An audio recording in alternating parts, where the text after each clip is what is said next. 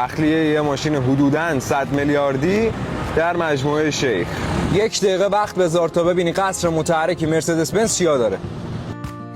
ترمز پارک برقی و تنظیم چراغ‌ها، سرد کن و گرم کن لیوان، شارژر وایرلس، تمامی رادارها از این قسمت، رادار جانبی بین خطوط، تابلوخوان، رادار چراغ و دوربین 360 قابل ست هستش. تنظیم 3 حالته صندلی‌ها، گرم کن، سرد کن و کنترل صندلی شاگرد به اضافه سیستم فوق پیشرفته برمستر.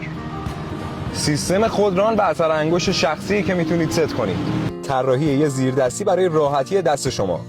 و اما این قسمت مانیتورهای پشت صندلی، تنظیم 3 حالته و تنظیمات کولر که در این قسمت برای شما عزیزان تعبیه شده. و در نهایت زیر کاپوت این ماشین 2.5 تنی یه موتور 3 لیتر تو این توربو، 500 نیوتن متر گشت آور و 367 اسب بخار قدرت.